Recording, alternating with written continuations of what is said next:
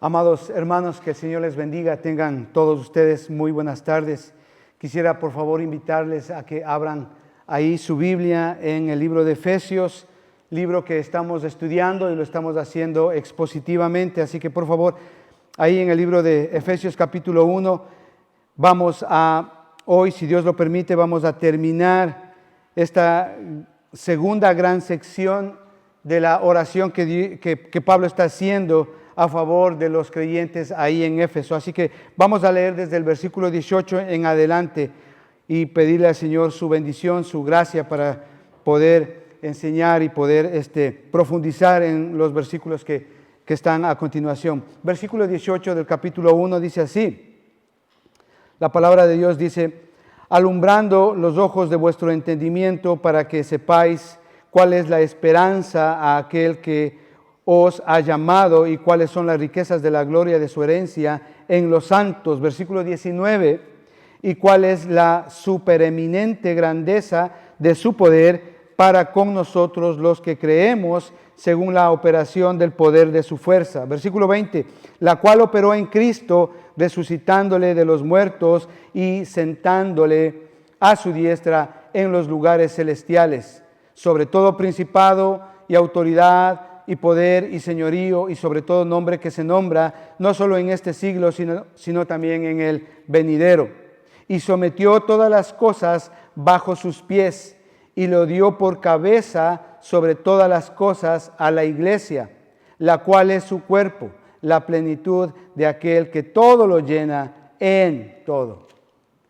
Acompáñeme a orar, amado hermano, para pedirle a Dios dirección en el estudio de esta porción bíblica. Padre, te damos gracias en el nombre de nuestro Señor Jesucristo por el hecho de poder reunirnos hoy acá. Agradecemos, Señor, la bendición que tú nos das día a día, Señor.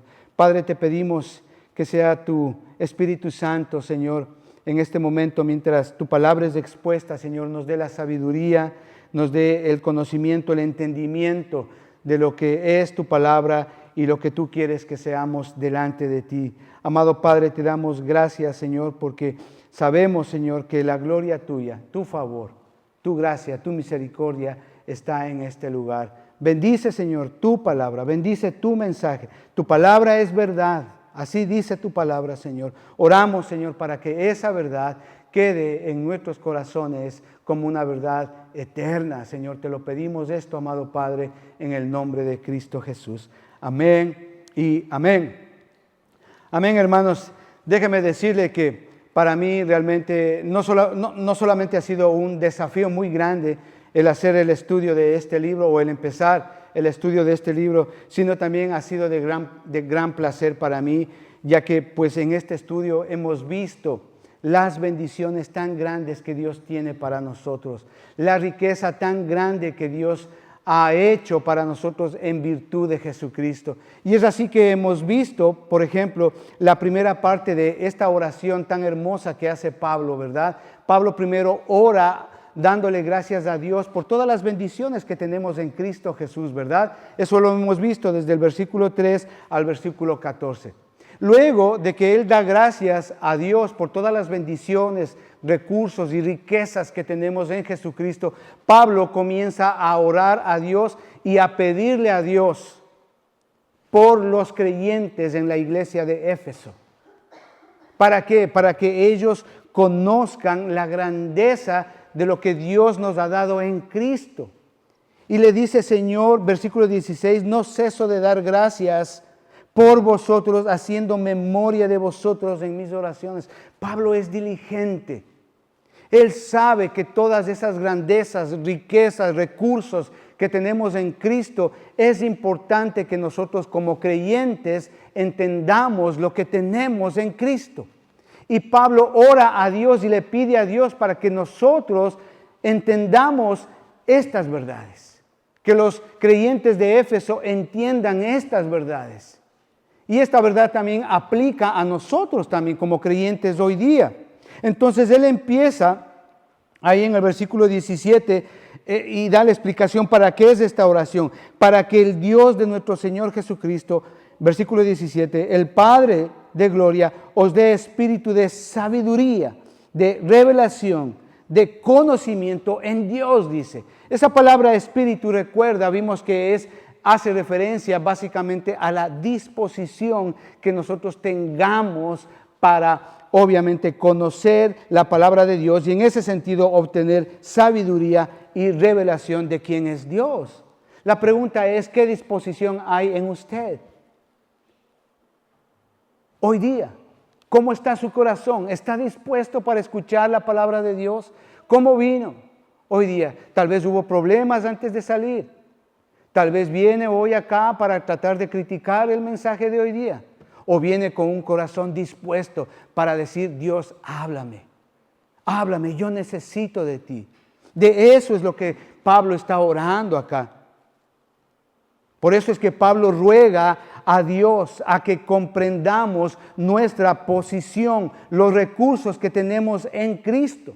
Y si usted no entiende cuál es su posición, si usted no comprende cuál es su lugar dentro del cuerpo de Cristo, usted no estará capacitado para funcionar como miembro del cuerpo de Cristo, es decir, en la iglesia.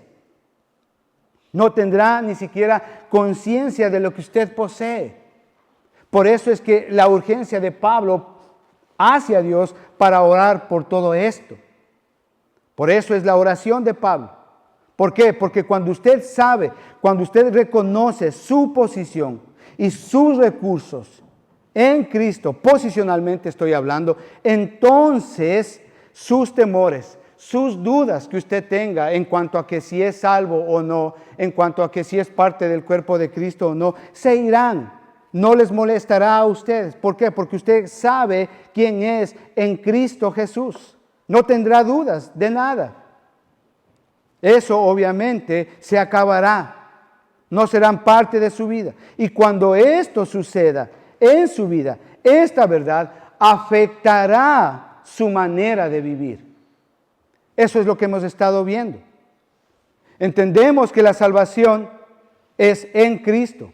Entendemos que la salvación nos hace perfectos ante Dios, ¿verdad? Eso lo hemos visto las semanas anteriores.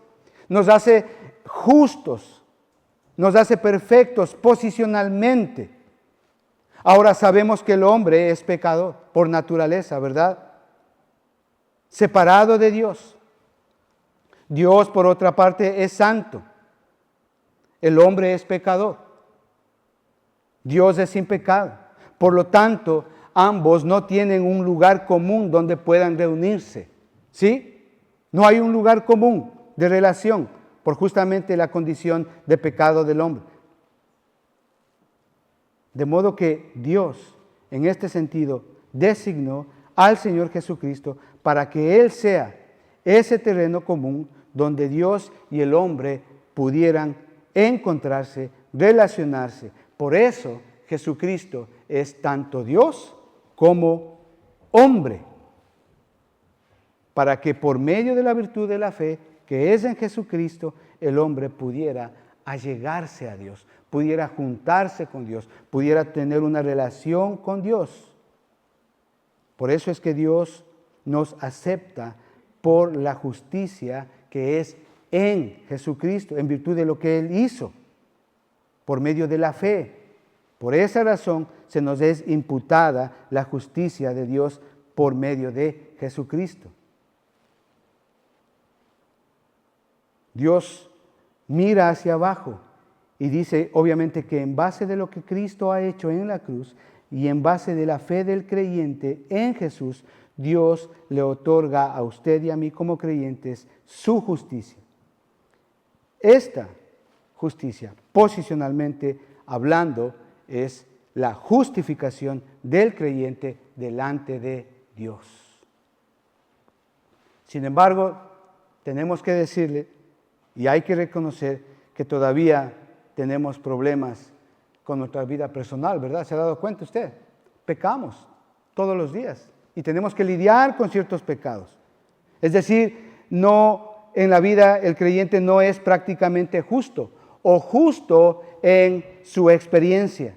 Lo es únicamente en su posición delante de Dios en virtud de lo que Cristo hizo en la cruz. Eso estoy hablando. Por esta razón, la salvación le coloca a usted en una posición de perfección, por lo tanto, usted debe de esforzarse para vivir de acuerdo a lo que es posicionalmente hablando. Resumamos esto con un versículo. Acompáñeme a 2 de Corintios capítulo 7 y versículo 1, para que entienda todo lo que acabo de hablar. Dice así: así que, amados, puesto que tenemos tales promesas, limpiémonos de toda contaminación de carne y de espíritu, perfeccionando la santidad en el temor de Dios. ¿Se da cuenta ahí lo que está diciendo? En la primera parte, cuando habla de las promesas, está hablando de la posición que tenemos en Cristo, es decir, una vida posicionalmente en Cristo. Posicionalmente somos santos. Y luego dice ahí, nota usted la palabra limpiaos, habla de una vida práctica. Habla de una vida en santidad. En esto justamente consiste la vida cristiana. Su posición es un hecho consumado. Su práctica es algo que usted debe de hacerlo todos los días. De eso es lo que hemos estado hablando. Por esta razón Pablo está orando. Es decir, que su posición, sus recursos son irrevocables, son eternos. No se preocupe por esto, hermano. No se preocupe. Nada ni nadie podrá cambiar su posición. Pero en la práctica, en eso es lo que debemos de preocuparnos. ¿Por qué? Porque debemos de vivirlo todos los días, día a día. Ese es el desafío para cada creyente, llegar a ser en la práctica lo que es posicionalmente en Cristo. Le voy a poner algunos ejemplos. En la Biblia no solamente tenemos las bendiciones y los recursos posicionalmente en Cristo que hemos estado viendo en el estudio de Efesios, desde el versículo 3 al versículo 14, hay muchos más en la Biblia. Hay muchos más. Cuando leemos en la Biblia tenemos muchísimas más bendiciones en Cristo, muchísimos más recursos, muchísimas más riquezas en Cristo, posicionalmente hablando. Por ejemplo, dice la palabra de Dios que posicionalmente somos vivos para Dios. Entonces, en la práctica nosotros debemos de vivir esa vida para Dios. ¿Entiende? ¿Cómo está viviendo usted? Sabemos que estamos vivos para Dios. Entonces viva esa vida para Dios. Posicionalmente la palabra de Dios dice que estamos muertos en pecados. Entonces en la práctica nosotros no deberíamos y no debemos de darle lugar al pecado.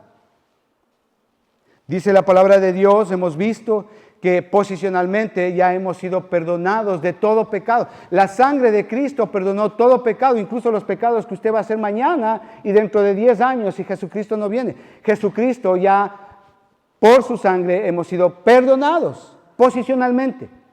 Pero en la práctica, cuente con eso para su vida.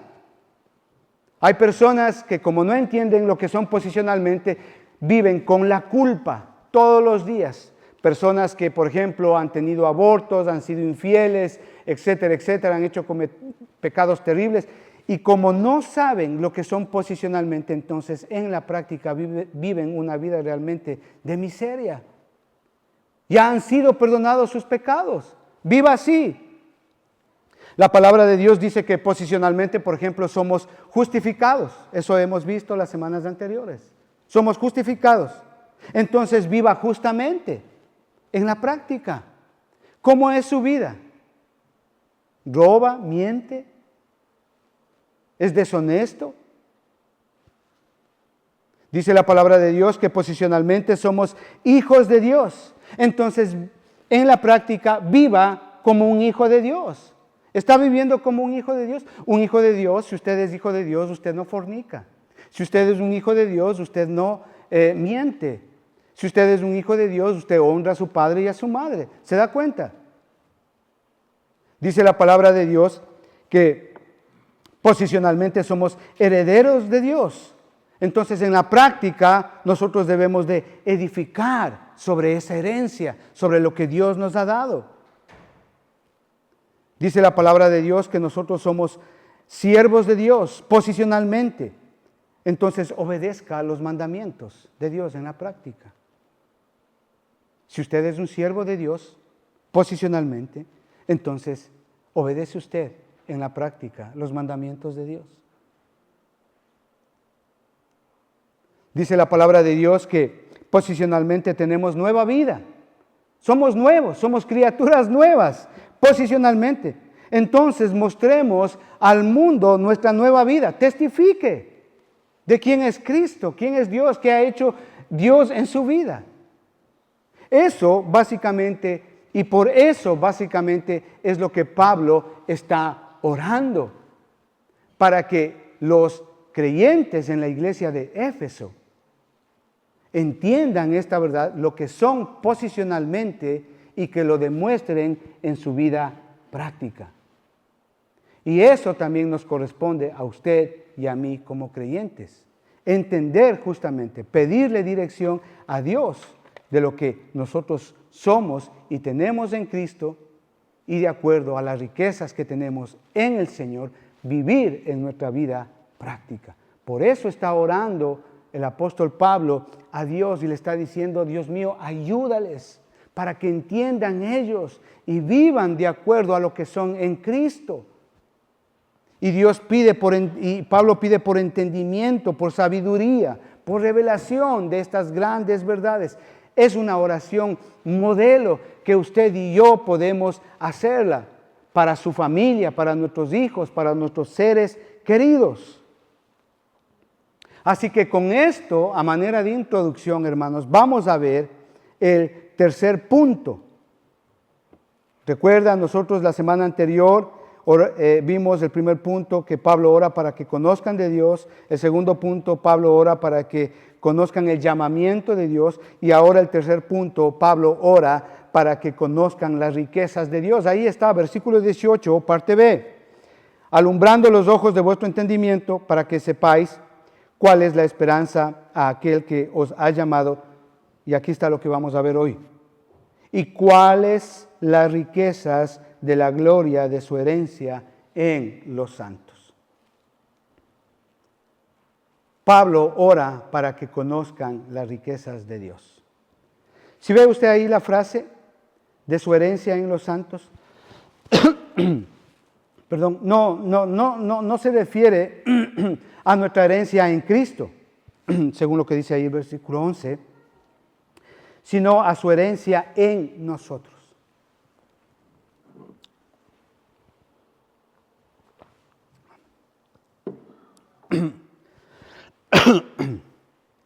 Se refiere, sino a su herencia en nosotros, ¿verdad?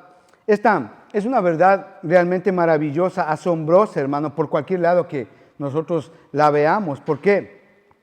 Porque Dios no nos ve como algo, digámoslo así, suplementario o algo que pues es efímero. No.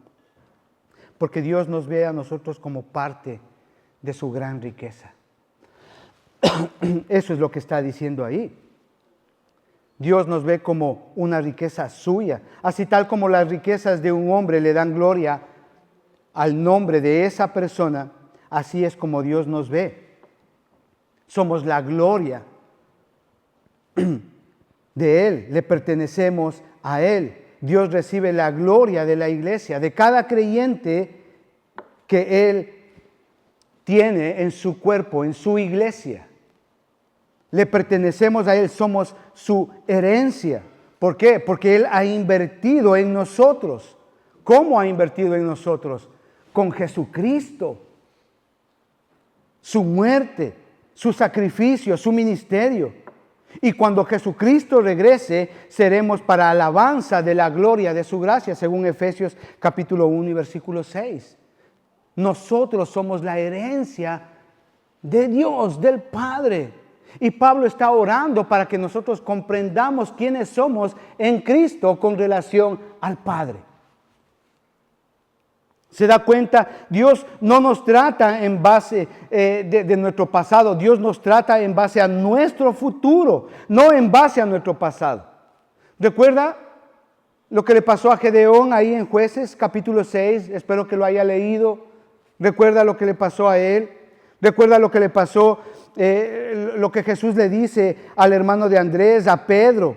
Le dijo, tú eres Simón, tú serás llamado Cefas, que quiere decir Pedro, ahí en Juan capítulo 1 y versículo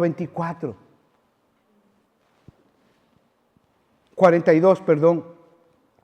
Recuerda, Gedeón ciertamente llegó a ser un hombre poderoso y valiente, a pesar de todas las cosas que él hizo en su pasado.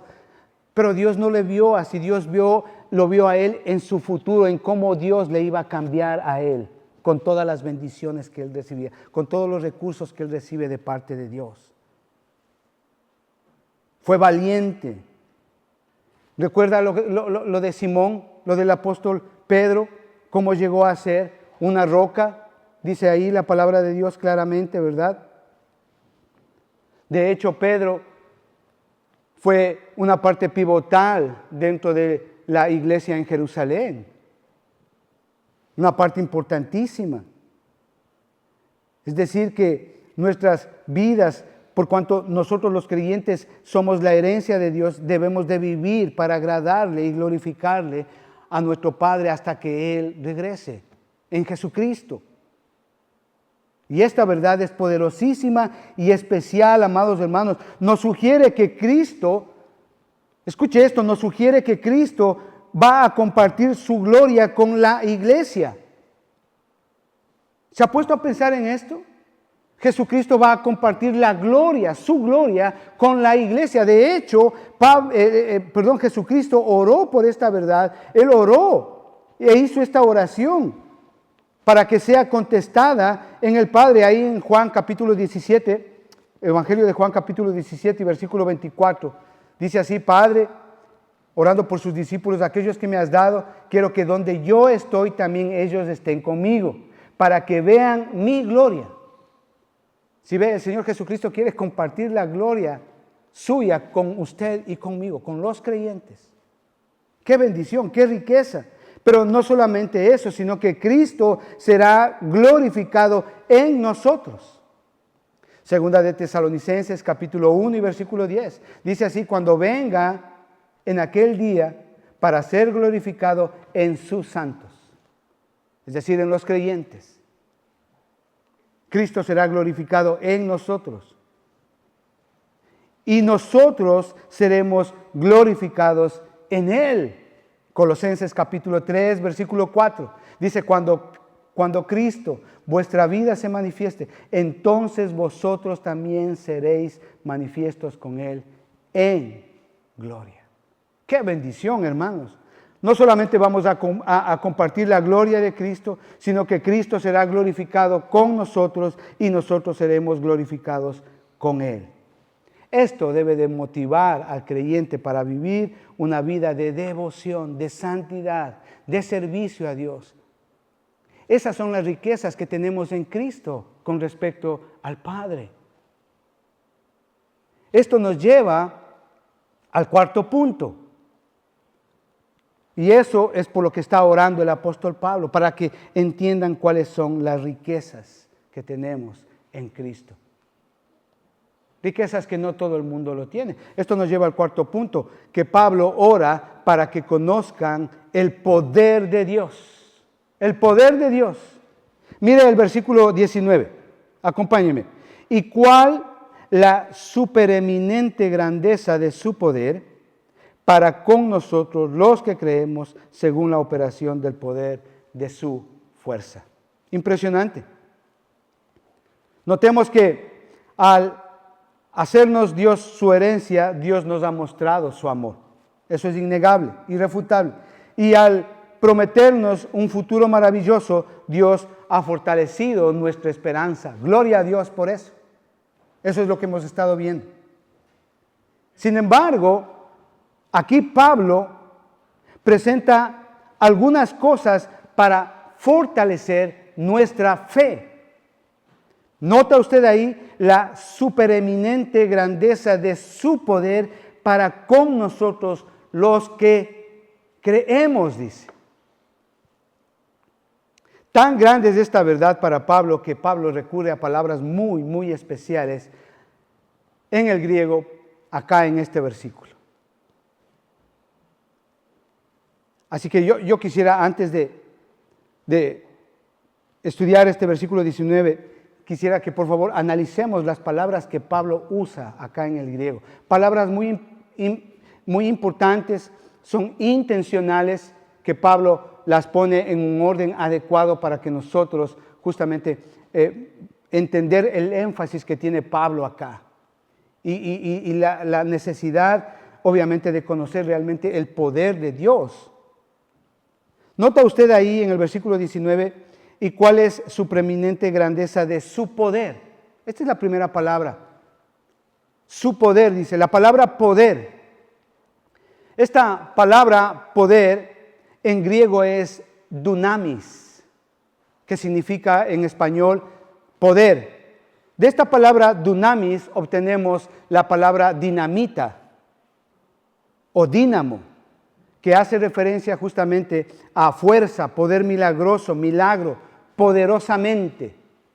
La otra palabra que dice ahí, de su poder, para con nosotros los que creemos según la operación. Esta palabra operación en griego es energía, que significa operación, de donde obtenemos la palabra energía.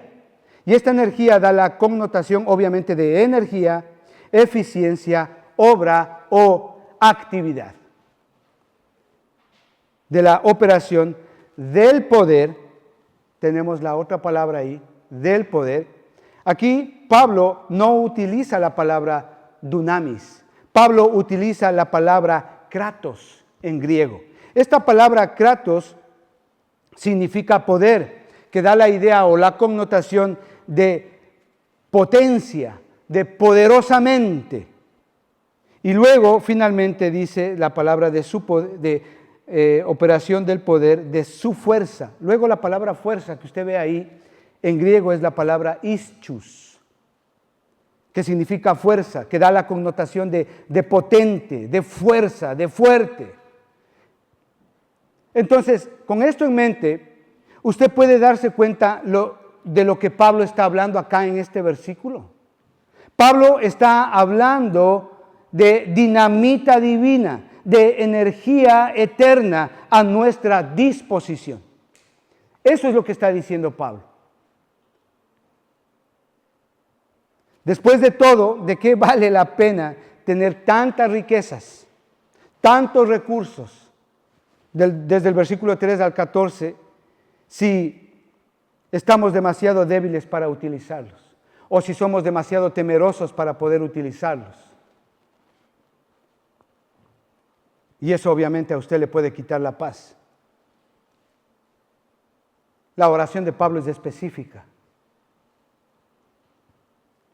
John Davison Rockefeller, los que han oído hablar de este hombre o de esta familia, muy conocida a nivel mundial históricamente, John Davison Rockefeller fue la primera persona en el mundo en llegar a tener una fortuna de más de $1,000 millones.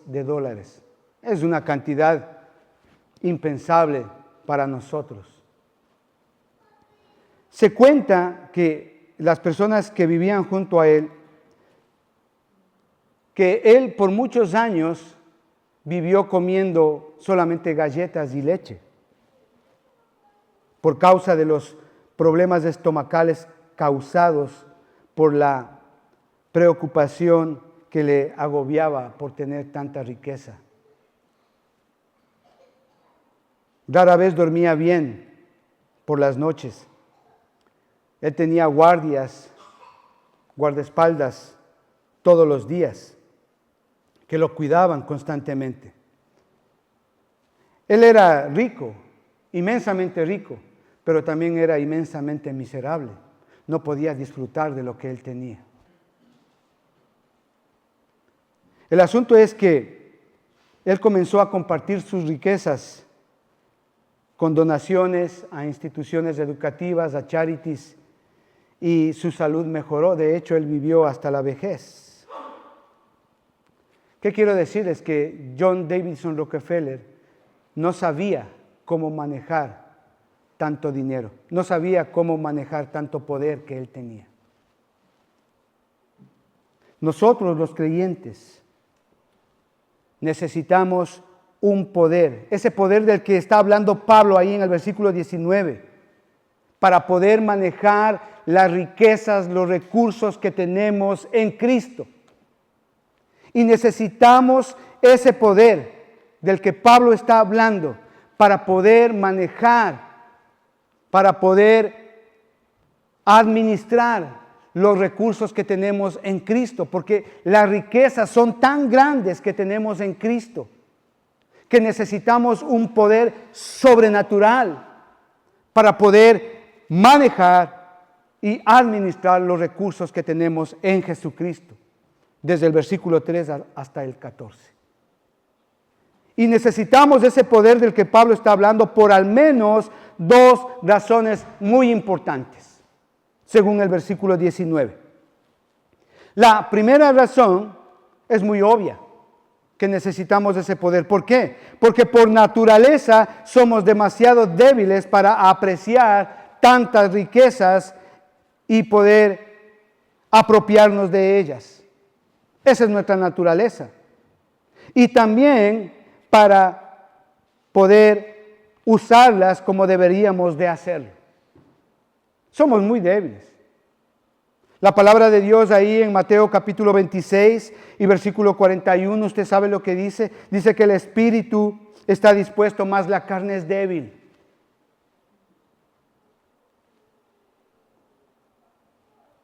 Entregar esta vasta riqueza espiritual a un simple ser humano que vive de su sabiduría, que vive haciendo sus propios caminos, que vive de su propia experiencia, sería como darle una bomba a un niño.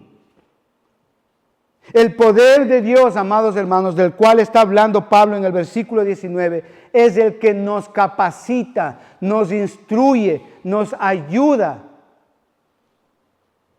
a vivir bajo todas esas riquezas que tenemos en Cristo. Nos ayuda a administrar todas las riquezas, todas las bendiciones, todos los recursos que tenemos en Cristo. Y la otra razón por la cual Pablo obviamente está orando por este poder, no solamente es porque por naturaleza somos débiles, sino también es que debemos de entender que hay enemigos que quieren impedir que ustedes y nosotros como creyentes podamos utilizar esas riquezas. Hay enemigos espirituales, no los vemos, pero están ahí todos los días. Efesios capítulo 1, versículo 21, Efesios capítulo 6, versículo 11 y 12, por ponerles un ejemplo. Hay huestes, potestades, principados en las regiones celestes que van a tratar de impedir que usted como creyente use o sea beneficiario de todos los recursos, bendiciones y riquezas que tenemos en Cristo. Y el enemigo va a querer atacarlo y el enemigo va a querer impedir que usted use esas riquezas que tiene en Jesucristo, que tenemos como creyentes. Y el pecado y el mundo y las redes sociales y todas esas cosas Satanás va a utilizar para que usted sea una persona o un creyente que no puede utilizar los recursos. Pablo quiere que conozcamos la grandeza del poder de Dios para usar nuestras riquezas en Jesucristo. Y obviamente el enemigo va a estar ahí como ladrón rugiente, buscando a quien devorar. Es triste conocer a personas creyentes que han estado por muchos años en el Evangelio y no pueden salirse de la pornografía. Y vienen a la iglesia, pero ahí está esa lucha. Y con la mentira y con el robo y con la culpabilidad de algún pecado que tuvieron alguna vez en su pasado. He conocido mujeres que han tenido muchos abortos y eso no les deja vivir, porque el sentido de culpabilidad. A veces hay personas que han hecho tremendas cosas terribles, y el sentido de culpabilidad no les hace vivir así, entiende. Pero por eso es que Pablo está orando para que nosotros entendamos esto, que necesitamos un poder sobrenatural para poder utilizar esos recursos que tenemos en Cristo. y vivir de acuerdo a ello. Y todo este poder de Dios lo tenemos en Cristo. Y ese poder se lo puede ver es en la resurrección de Jesucristo. ¿Sabe usted que en el antiguo pacto la gente medía el poder de Dios por la creación, por los milagros que Dios hacía? Un ejemplo de ello es muy común para nosotros. Recuerda cuando el pueblo de Israel salió de Egipto. Milagros impresionantes. Pero ahora, en el nuevo pacto, nosotros podemos medir el poder de Dios por el milagro de la resurrección de Jesucristo. Escuche, esto implica mucho más que el simple hecho de resucitarle de entre los muertos, ya que Jesús también ascendió al cielo y se sentó en un lugar de autoridad a la diestra del Padre. A la diestra de Dios, ¿entiende? Jesucristo no solamente es nuestro Salvador, es también nuestro Señor. Ahí en Hechos capítulo 2, del versículo 32 al 36, dice así: a este Jesús resucitó Dios, de lo cual todos nosotros somos testigos. Así que, exaltado por la diestra de Dios y habiendo recibido del Padre la promesa del Espíritu Santo, ha derramado esto que vosotros veis y oís. Porque David no subió a los cielos, pero él mismo dijo el Señor a mi Señor: siéntate a mi diestra hasta que ponga a tus enemigos por estrado de tus pies. Sepa pues ciertamente toda la casa de Israel que este Jesús, a quien vosotros crucificasteis, Dios le ha hecho Señor y Cristo. El que está hablando aquí es Pedro, dando un sermón impresionante. ¿Por qué? Porque él ya recibió ese poder, ese dunamis. Él recibió al Paracleto, al Consolador, al Ayudador, al Espíritu Santo, a la promesa de quien había hablado Jesucristo. Ninguna autoridad ni poder humano o del mundo espiritual es mayor que el de Jesucristo. Es el Hijo de Dios exaltado, según el versículo 20 del capítulo 1 que estamos estudiando, el cual operó en Cristo. Está hablando de ese poder, de esa fuerza, del poder del Espíritu Santo, el cual operó en Cristo, resucitándole de los muertos y sentándole a su diestra en lugares celestiales, en los lugares celestiales. Él está sobre todo y ningún enemigo puede vencerlo. ¿Por qué? Porque ha sido exaltado sobre todo. Versículo 21. Sobre todo principado y autoridad y poder y señorío y sobre todo nombre que se nombra, no solo en este siglo, sino también en el venidero. Jesucristo ha sido exaltado sobre todo, sobre absolutamente todo. Pero el punto acá es cómo esto aplica a usted y a mí como creyentes. Cómo esto aplica a nosotros como creyentes.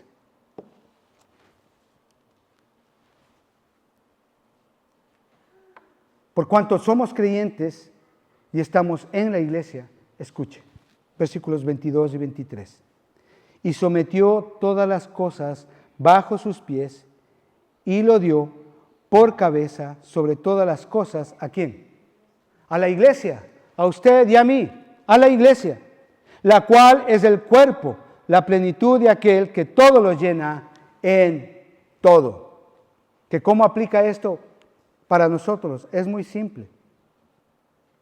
Por cuanto nosotros somos creyentes y estamos en la iglesia, la cual es el cuerpo de Cristo y Él es nuestra cabeza. ¿Qué significa esto? Que hay una relación vital entre el Señor Jesucristo, que es la cabeza, y nosotros, que somos su cuerpo. Hay una relación vital de vida. Y la analogía que aplica aquí es muy bonita, porque la cabeza controla el cuerpo, ¿verdad? Así Jesucristo es la cabeza de la iglesia, ya que nosotros somos sus miembros, cada uno con una función específica dentro de la iglesia. Estamos unidos a Él como miembros de un cuerpo.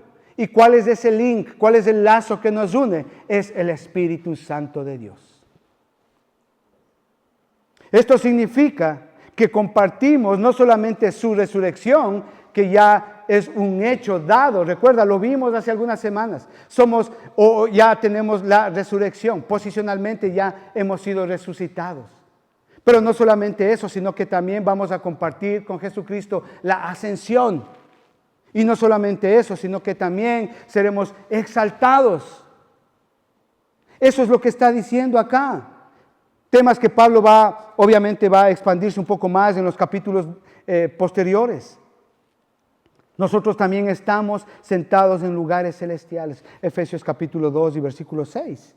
Y juntamente con Él nos resucitó y asimismo nos hizo sentar en lugares celestiales con Cristo Jesús. Posicionalmente estamos resucitados. Hermano, si usted muere mañana, obviamente no deseo eso para usted. Lo digo con mucho respeto. Pero si usted fallece el día de mañana en Cristo, créame, usted va a resucitar y va a estar en los lugares celestiales. Esa es la esperanza que tenemos. Y de acuerdo a esa esperanza tenemos que vivir. Eso es lo que Pablo está orando para que los creyentes en Éfeso entiendan. Y esa verdad también aplica para usted y para mí. Con razón Pablo ora a Dios para que conozcamos su supereminente grandeza de su poder, ya que sin este poder no podemos hacer uso de nuestras grandes riquezas y grandes recursos y bendiciones que tenemos en Jesucristo.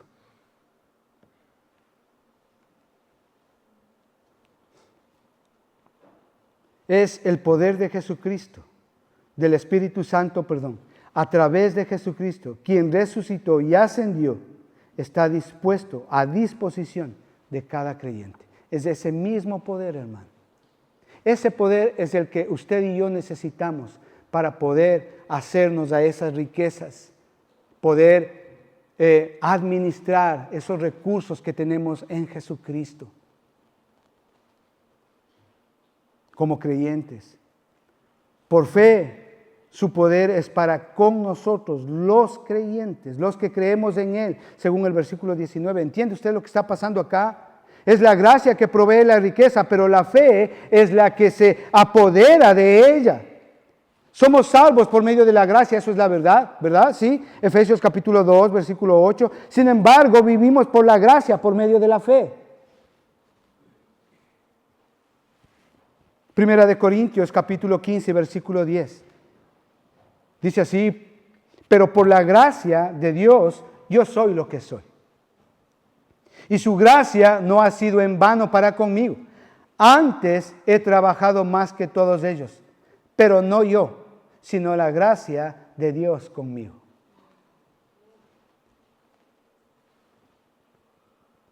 Qué maravilloso, hermano, poder entender estas verdades. Cuán ricos somos. ¿Cuántos recursos tenemos en Jesucristo?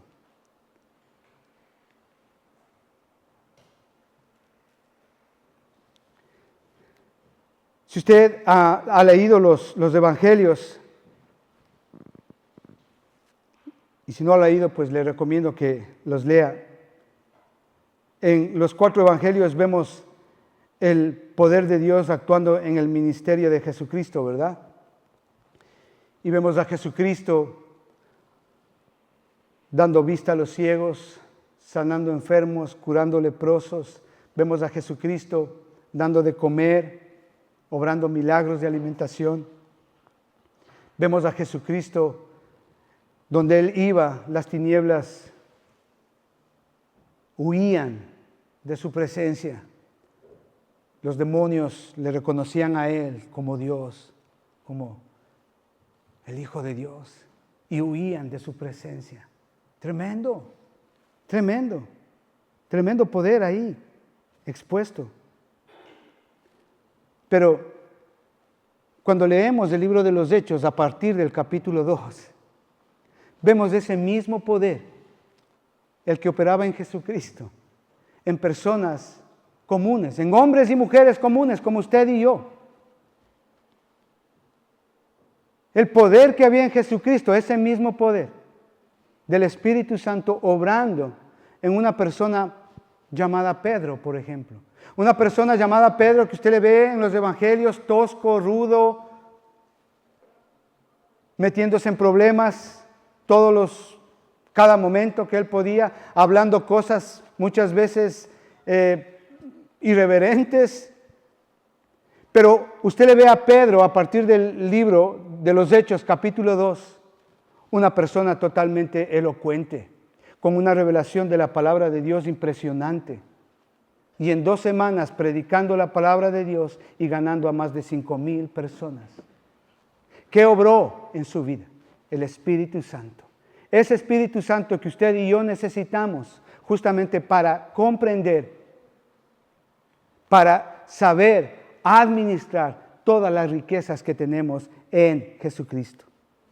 Hechos capítulo 1, versículo 8 dice así: pero recibiréis poder cuando haya venido sobre vosotros el Espíritu Santo, y me seréis testigos en Jerusalén, en Judea, en Samaria y hasta lo último de la tierra. Es ese poder de la resurrección de Jesucristo, es ese mismo poder que opera en usted y en mí.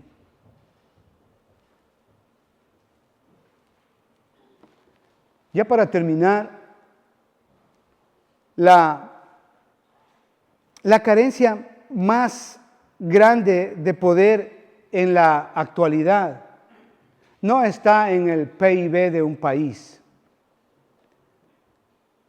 Tampoco está en el poder que pueda generar una planta nuclear o en el poder que tenga ese ejército de ese país.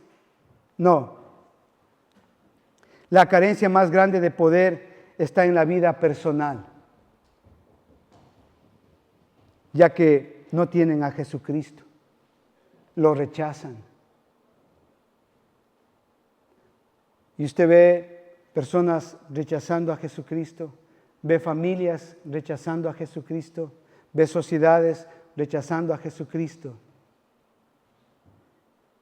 Y tiene usted como resultado una inauguración de los Juegos Olímpicos como las que vimos. Ve ciudades como Londres, donde la fornicación, el pecado, el adulterio, la igualdad de género, homosexualidad en todos los sentidos. ¿Por qué? Porque rechazan a Jesucristo. Ve ciudades como Madrid, ve ciudades como Nueva York, porque no tienen ese poder que nos capacita, que nos redarguye de pecado, de justicia y de juicio. Personas que por la culpa no pueden hacer nada, personas que por el deseo de seguir con esa conducta de pecado piensan que son hombres cuando son mujeres, o piensan que son mujeres cuando son hombres, totalmente engañados. Mire, una persona que sea homosexual, una mujer que sea lesbiana, por más hormonas que se inyecte, que se ponga, por más cirugías que se haga, por más testosterona que pueda ponerse en su cuerpo. Escuche, cada célula, cada átomo de su cuerpo le está y le va a estar gritándole que es una mujer, un hombre, respectivamente, a las operaciones que se estén haciendo, sea hombre o mujer. Pero ¿por qué tienen esa debilidad, esa carencia? Porque rechazan a Jesucristo. Pablo ora a Dios por sus hermanos y lo hace de una manera diligente. ¿Y usted? ¿Se ha acomodado a su vida cristiana? ¿Se ha acomodado a tener un empleo? ¿Se ha acomodado a tener ya la salud? ¿Se ha acomodado a tener ya una familia? ¿Se ha acomodado?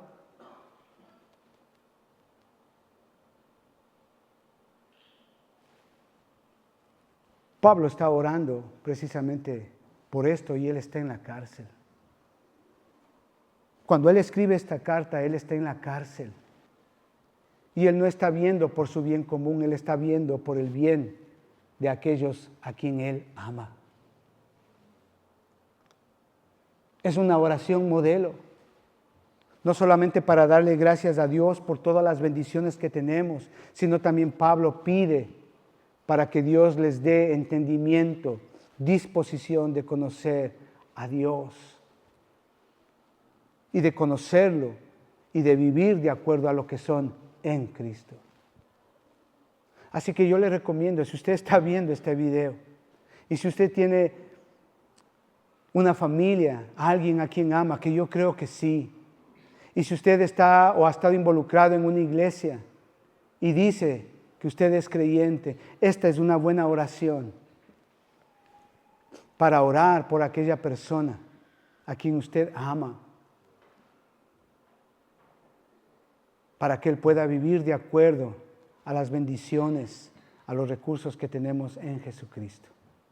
Padre, queremos agradecerte en el nombre de Jesús por tu palabra hoy día, Señor.